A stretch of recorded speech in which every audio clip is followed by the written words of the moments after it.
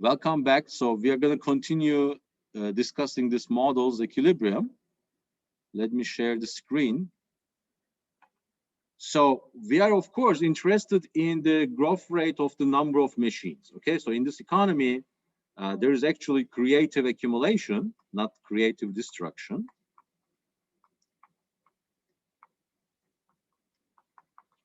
Okay, so some of these machines are replaced by others, but they are still produced. Okay, so this is actually a creative accumulation model. So we are interested in this growth rate, but why? Why do we interested in this? Well, here is the reason. So this is the production function that I showed you earlier, right? Now imagine a symmetric equilibrium for a moment.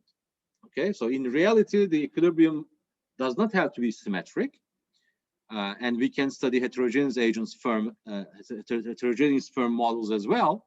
But just for a moment, just to see why MT is important, suppose that it is symmetric. Under symmetry, this thing can be written in this way, right? And if I define capital stock, an aggregate capital stock, I basically have the number of machines and the units of each machine to be used, right? So XT times MT. So then XT means overall capital stock divided by the number of machines. And if you put this back into the production function, you basically get the Solow model. So what do we learn from this analysis? Well, what we learn is this. In the earlier model, in the Solow model, what you see as A,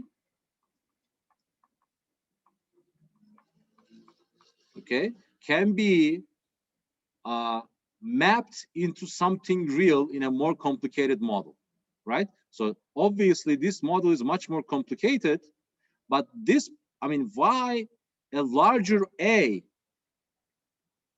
could characterize a real-time, a real economy in a particular geography at a particular history? Well, it is perhaps because they use a larger number of machines for production. So mechanization is increasing the productivity of the labor, as we see here, okay? So for this reason, we are interested in the growth rate of this number of machines, okay? But how do we find it? As I told you earlier, it depends on the research sector's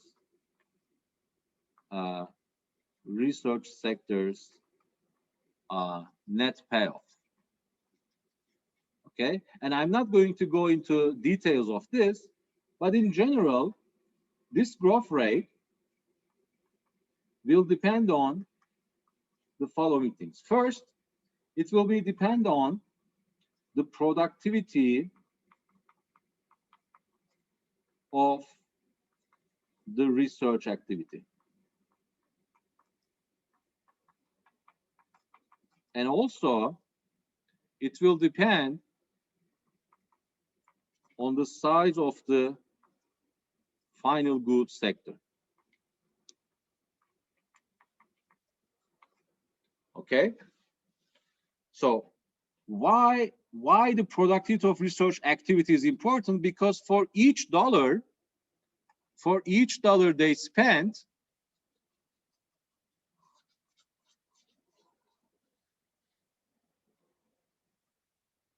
so in the research sector, in the startup firms, for each dollar they spent on innovation,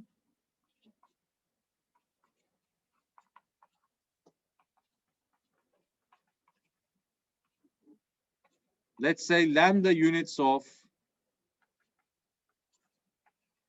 new machines are invented. Okay, now this is the productivity term I'm talking about. And why the size of the final goods sector is important? Because if this size is larger, then profit is larger for all machine producers.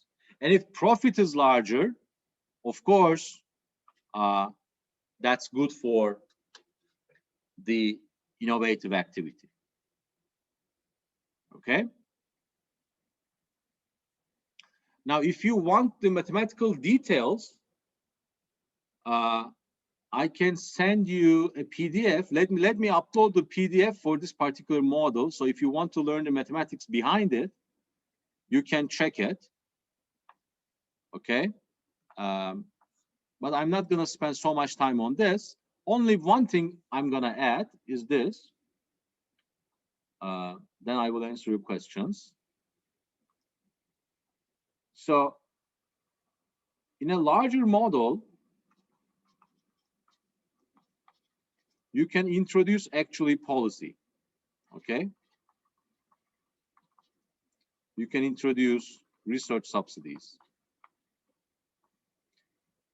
In that case, the growth rate depends on that productivity parameter, that profit or the size of the sector, and then the subsidy rate. Okay, so this would be the subsidy rate. So the government subsidizes a certain fraction of the cost. All right, so if the total return from innovation,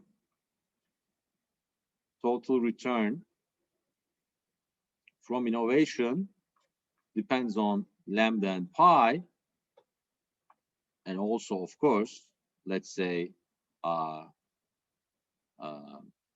research spending, let's say R, okay? And if the total cost depends on R, so the total cost depends on R and subsidy, of course, right? So this is the net payoff that I mentioned earlier. So if you solve this problem, now here, of course, all these are positive, right? And here, these are that. So you can, for instance, write something like this.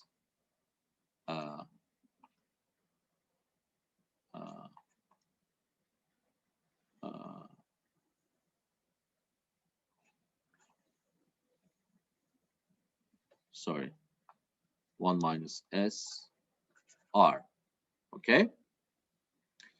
Now, if this is the profit of the research sector, subsidy rate is not negative. The effects of the subsidy on cost is negative, as in here. So if subsidy is getting larger, total cost is getting smaller. Okay? So if this is the research sector profit, okay, now this is productivity, this is the profit they will get when they become the intermediate good producer, and this is the research spending, R, then the subsidy rate decreases the total cost for this firm. And, you know, equilibrium, of course, requires further stuff. So there is usually the return rate here, this is the interest rate, and this is the endogenous variable, so on and so forth. But if this is true, then subsidy also increases the growth rate of the economy. Okay? So, as I said earlier, you can check the PDF I'm gonna send. I'm gonna upload to the website. But the thing is that what is important is that research productivity is important. The size of your customer is important. Who's your customer? The final goods sector, right? And the subsidy rate, if there is any, if the government gives some incentives, creates some incentives, or you know, give some subsidies in terms of lower, you know, in that lowers the total cost of research, then that's good for the growth rate. You can actually, as I said, this is going to be 0, right, in equilibrium. So what you will have is this, obviously, and then R will be equal to lambda pi divided by 1 minus S. So this gives you the cost of credit that the research sector is willing to pay. Okay? So these startup firms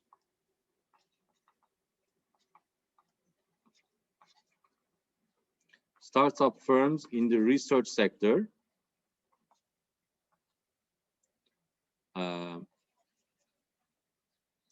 in the research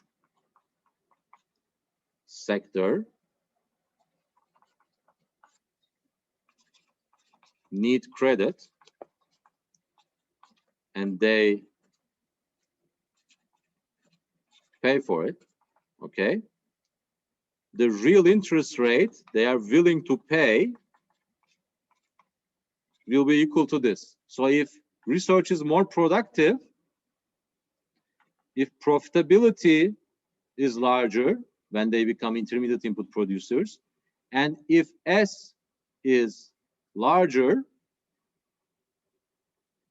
okay, the cost of funds R is the real cost of credit, let's say. The cost of credit they are willing to pay, of course, is getting larger and larger because this sector is competitive, right? If you are not really, suppose that lambda is 2, okay, let's do some calculation, or maybe I can give this as an exercise. So let's say pi is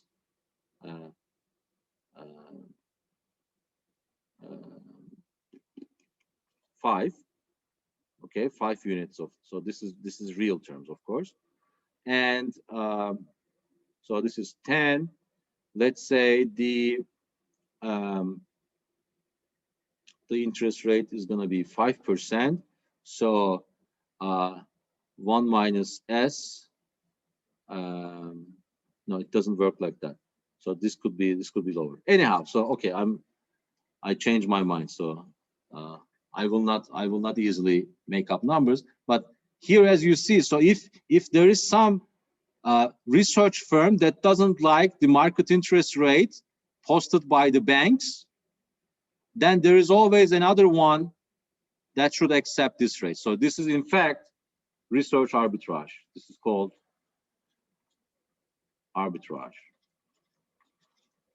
because banks realize they have this return, right? So banks cannot sell the interest rate at a lower rate than this, and no startup firm can pay an interest that is larger than this.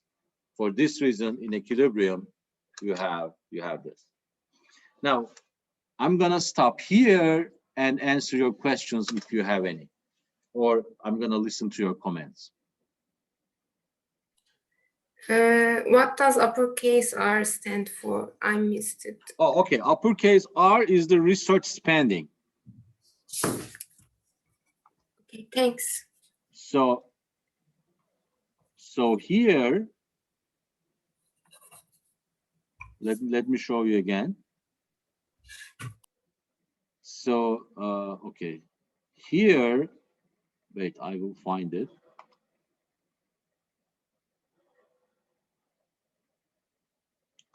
Okay, so in the research sector, to create new machines, right? Research sector is gonna pay for several stuff, right? For labor, for other stuff. So suppose that for each dollar they spent on innovation, they create lambda units of new machines. Okay, then